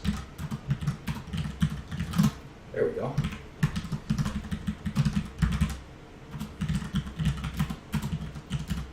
I've actually caught public companies with mistakes in their SEC filings. I always love it when that happens. That's when you know you've really been doing your homework, when you point out a typo to a public company. That's when you know you can get a gold star for financial understanding.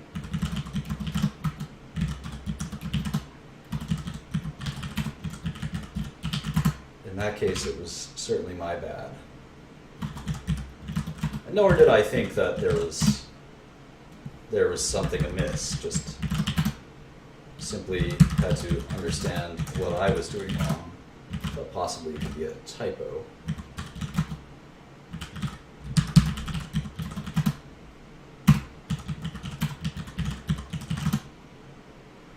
Okay.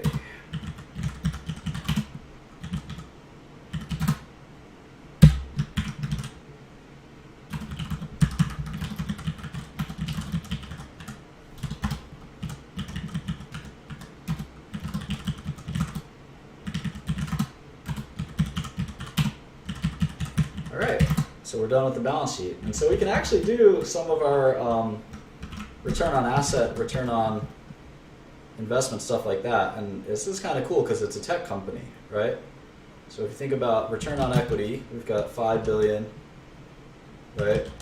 5 billion of shareholders' equity, and we take trailing 12 months net income and divide that by shareholders' equity. LinkedIn just isn't making much money. We look on like return on, maybe do the Buffett return. Let's just cherry pick what it is. So his is even more complicated. It sort of takes cash flow, but let's just do it like this. Take account receivables, this.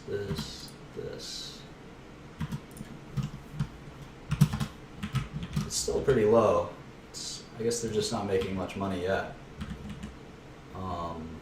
We'll have to sort of do the cash flow statement as well.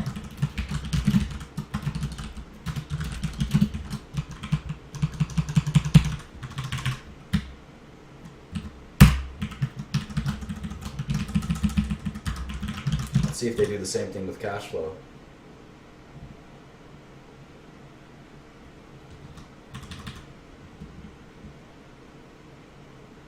They do. They do.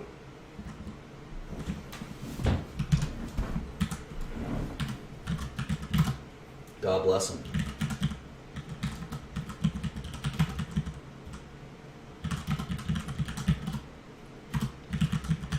I'm gonna like the stock just because I like the way they do orient their numbers. That's not something anyone should ever say. All right, let's see if this adds up. Cool. So 176 million in cash flow from operations, 177 million in cash flow from operations versus our model net income of 122. Where is the delta? Depreciation and amortization is 130. That's part of it. Then we've got a number of other swings. Doubtful accounts, amortization of investment. These are tiny. What else? Amortization of debt discount. What else? Stock-based compensation. You know how I feel about that one. SBC tax benefit. How about this one? Accounts receivable, deferred commission, prepaids, accounts payable, taxes, deferred revenue. Alright, so how about CapEx? Or net additions to PP&E, right? Purchases of property, plant, and equipment, 178 million. So this is amazing, right? LinkedIn is actually losing money. I think this is a short. I'll go through that in a second. But my spider senses are tingling for sure. And now if I add fee cash flow and I do the add back of stock-based compensation,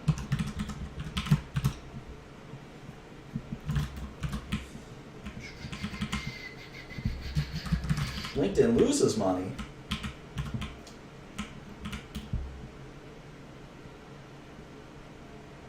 My spider senses are definitely tingling. I say that when I think I've got a good stock pick.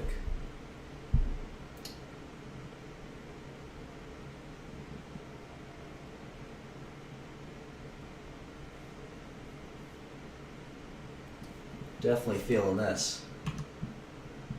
The last quarter, LinkedIn lost $122 million on $860 million of revenue. Even if I take out R&D, which is obviously how they fund their crappy website.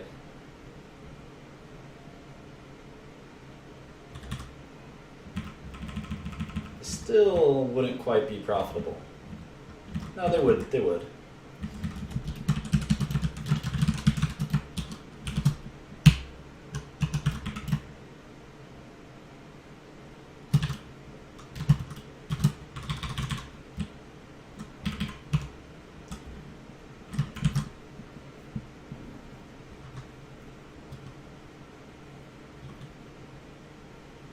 That's giving them a lot of credit.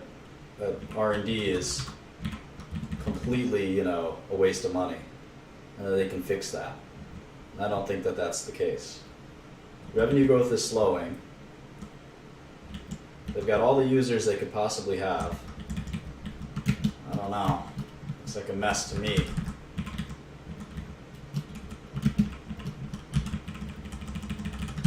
They're still classic headhunters, right? I mean, the low-end headhunting marketplace is please don't ask me about my computer hardware. The low-end marketplace, we're just here to talk about investing.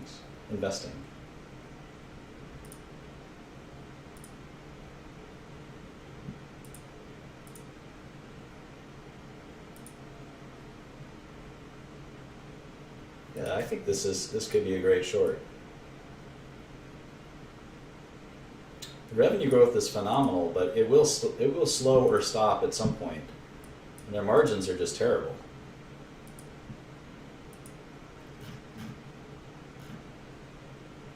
Their free cash flow is basically negative, even though they're at scale. They have 3 or 4 billion in revenue.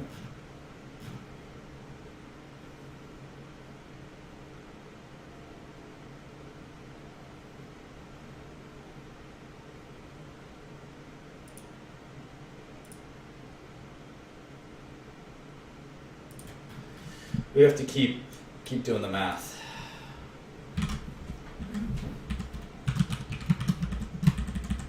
And I think I want to add DNA back as a line. Because it's so big.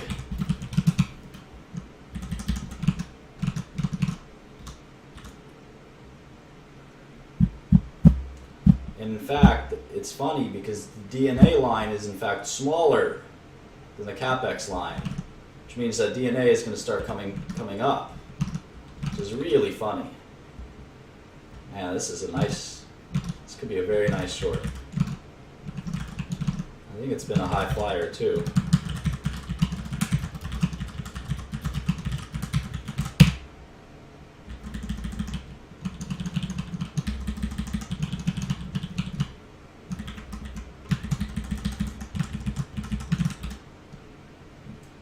You can see DNA trending higher as CapEx rises. And if you take the average of CapEx the last kind of 5 quarters, you'll sort of get what you would expect DNA will be going forward. Let's do that real quick.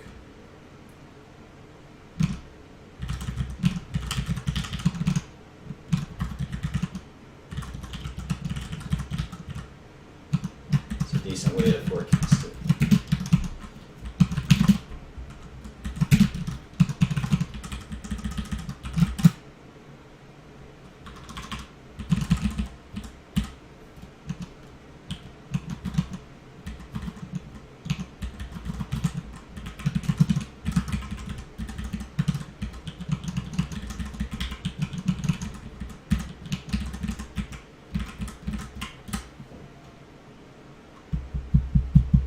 $86 million.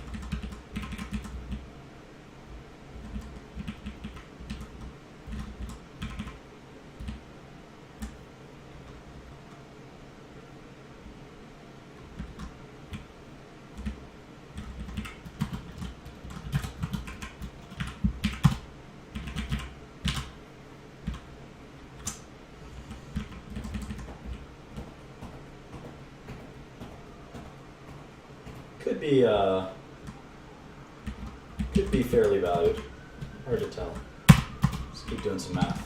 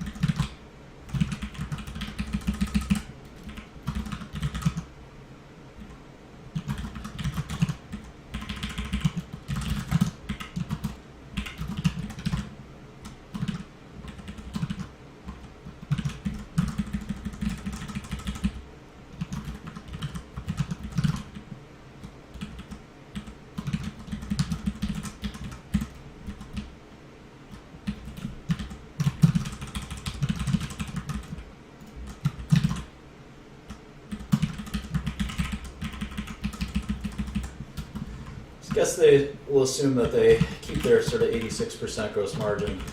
It is a website after all. The only question is, what is their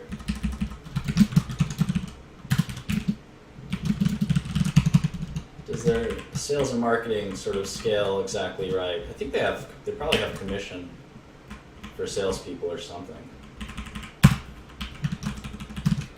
Yeah, it looks like it's kind of steady around 35%. So maybe we keep it at 35%.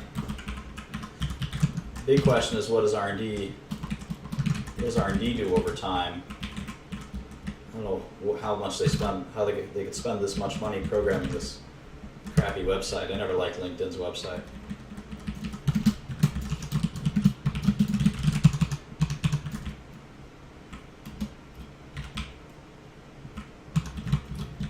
%, should decline over time.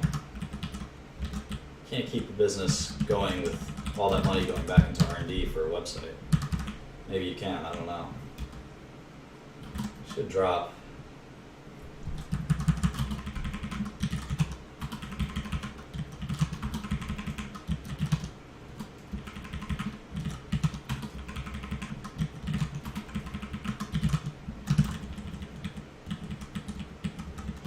G&A should not go up at all from here on out. D&A, I don't know what the heck is in there.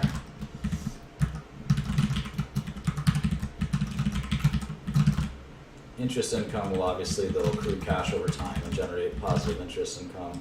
Taxes, we have to sort of figure out what we're going to assume. It's an American company, but I'll assume they make 25%. They do 25% taxes.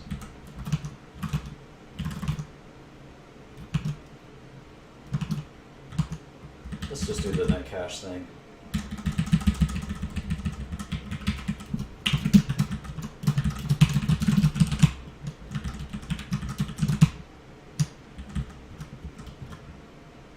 Yeah. They sure are inflated in Silicon Valley.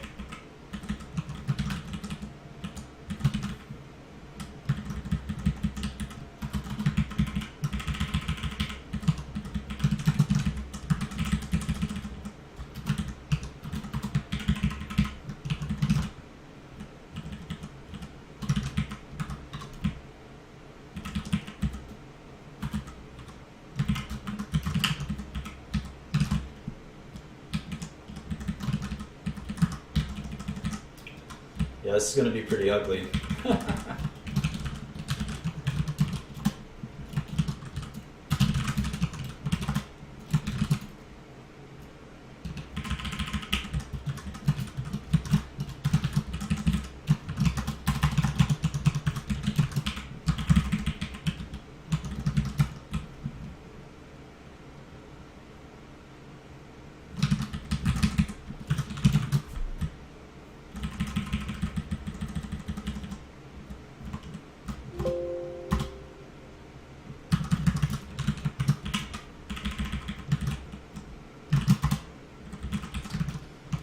Yeah, I have it as a $2 billion company.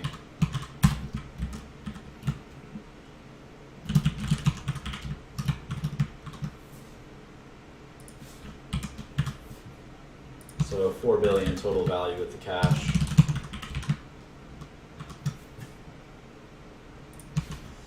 $33 a share instead of $113 in the current stock.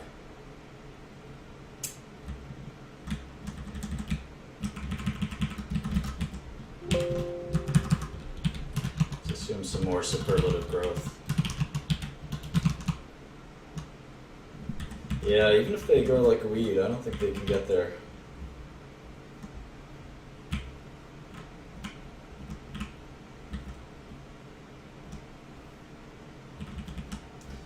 Yeah, I don't think that's a smart thing to say. Companies always have ridiculously inflated valuations because then you could just short them and make a lot of money. It's not really how it works. Market's pretty smart. You can see they're when they announced their quarterly results, the stock went from 200 to 113. Can't believe this was at 200 at some point. I should have started looking at this a few months ago. It was $200 a share. I calculate it's worth $30. Best case scenario, $83. Kind of interesting, huh? We have a lot more to learn about the business. It's not like we understand it yet.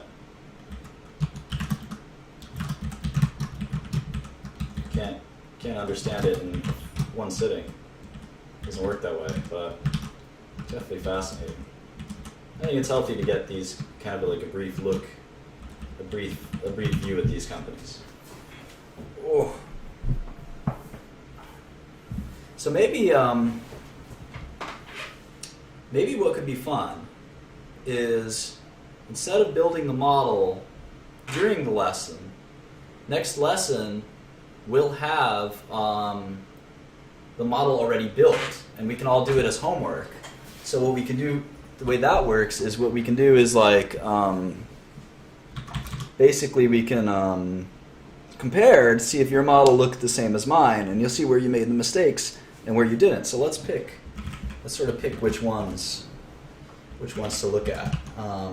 What's Kihu 360? Kihu 360. Software company. Kihu. Everyone knows what VeriSign does, right? Like the domain registration company, right? How about Neuromama? Neuromama. Huh. What the heck is this? Is this a real company? No, it's not. We're gonna put this somewhere else. This doesn't look right. $9 billion company. TripAdvisor. I think we know that one. 58.com. Wooba. This looks like a high flyer. Chinese company. Wooba. Zalando. What the heck is Zalando? Fashion accessories in Germany. Ricoh is a printer, so we're gonna printer company. So we're gonna Japanese, right? So we're gonna move that to the electronics section. Electronics and semiconductors, which we also promised to look at some point. What's M3? Does anyone know?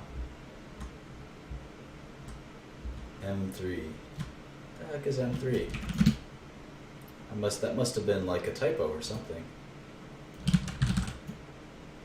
No, M3 Inc. Here we go. Japanese company. Medical information services for doctors. Huh. Never heard of these guys. M3 Inc. Internet media. Learn something new every day. Dell is a private company. I'm curious about this M3. Who are these guys? Maybe go on, just go on the internet.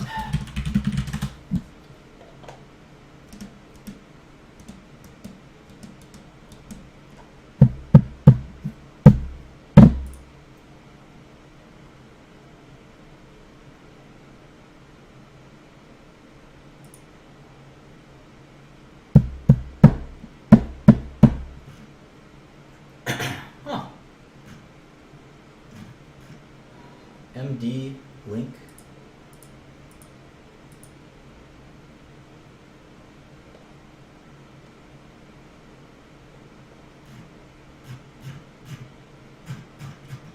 Huh.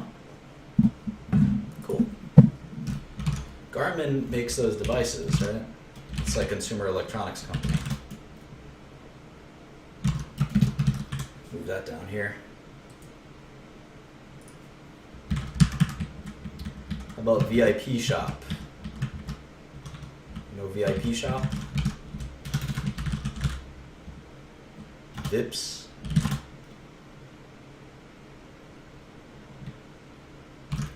Looks like that reminds me of what's that? What was that company? Groupon? Seiko, Epson. That's a printer company, right? So that's like electronics. Move that over here. I don't even have to look at this one to know it's an electronics company. Sanan Optoelectronics.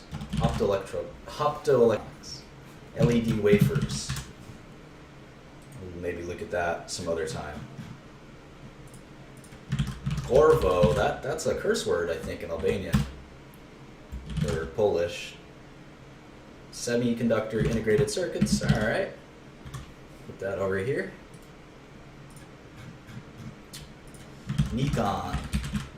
That's cameras, right? Cameras, lenses, semiconductors, eyeglasses. It's not software and internet. Let's move it down there. Inotera Memories. Inotera Memories. Probably DRAM. Yep. DRAM.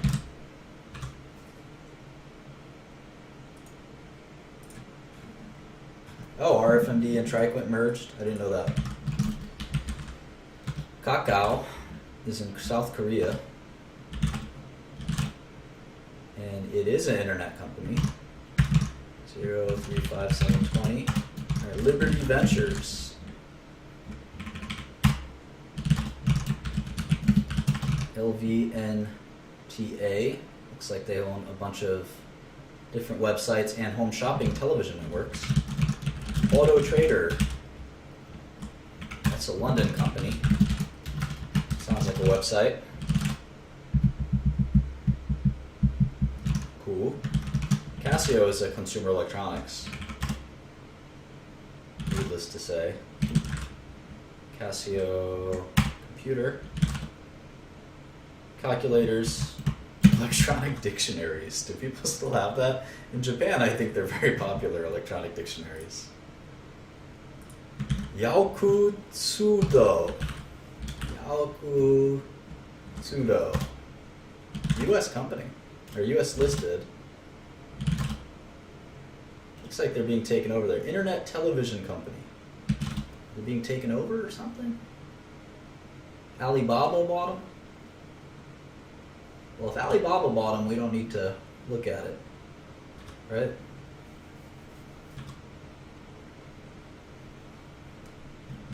This is going to be just Alibaba. No need to look at that company. Rightmove. So we don't have that many companies to look at. Internet sector is maybe not as big as we thought. Rightmove is like a house sales company. Gore-Tech. Chinese company. Gore-Tech manufactures wireless communication products. All right. Don't need that. United Micro. This is a semiconductor company.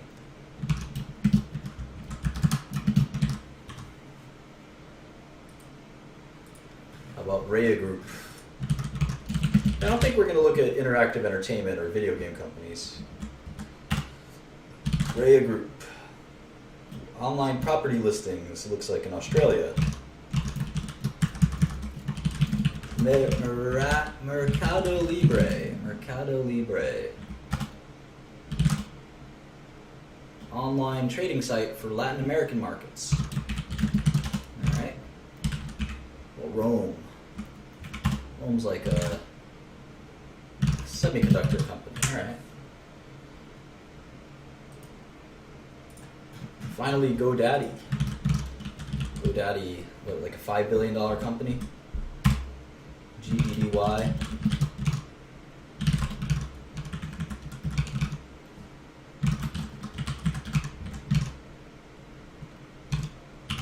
All right. So let's do a straw poll. So whatever wins the straw poll, that's your homework. You have to make a full model, and I'll make a full model, and then when we're ready, I'll show you it, and then we'll sort of analyze it. We'll share our insights. This will be fun.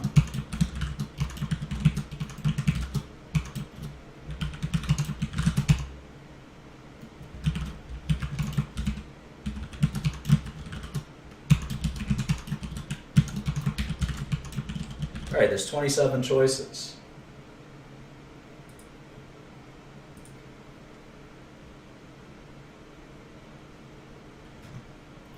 And this is your homework. Which stock will we use for homework?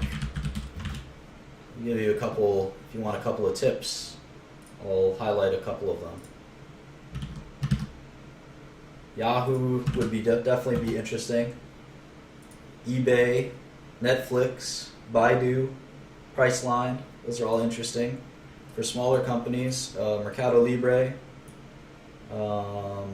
VIP Shop, 58.com, TripAdvisor, VeriSign, Kihu, Ctrip, Expedia, any of these, eBay, JD, they're all interesting.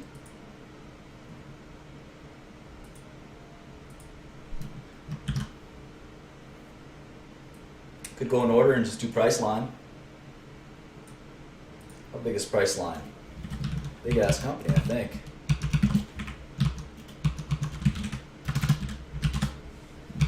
Priceline, $1,000 a share. Nice, nice. I love it. Oh, there's only a $5 billion market cap? That doesn't make sense. What? Oh wait, there we go. 67 billion market cap. I was looking at GoDaddy. And Priceline is worth $67 billion. Jesus Christ. Oh, Netflix. That's got to be interesting, Netflix.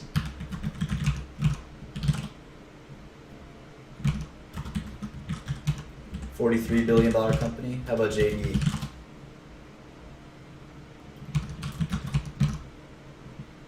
I don't know much about JD. Chinese company. Pretty big. eBay. eBay's an old one. So you can see the values drop pretty fast. Expedia. Why is Expedia worth so much less than Priceline? That would be fun to look at.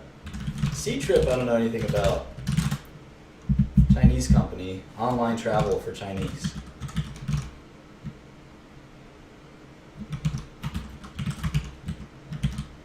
All right, let's see what the results are. I'm going to vote for Netflix. I'm not a robot. CAPTCHA, come on. All right, Netflix it is. All right, so I want everyone to make a Netflix model. I'll make one too. I want full cash flow. You could email it to me if you want. Stock market is not open on Saturday. So for the Netflix model,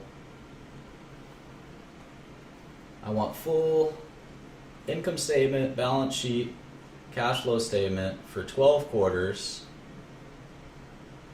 For 12 quarters backwards, or 12 quarters historical, and at least 4 quarters estimated.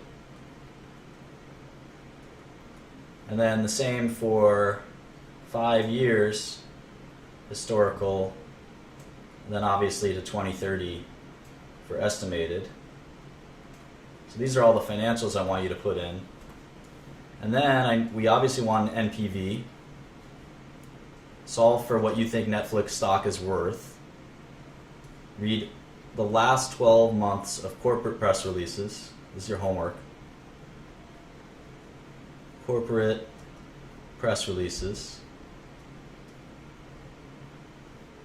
And then make sure your model's revenue forecast is driven by a specific metric or metrics.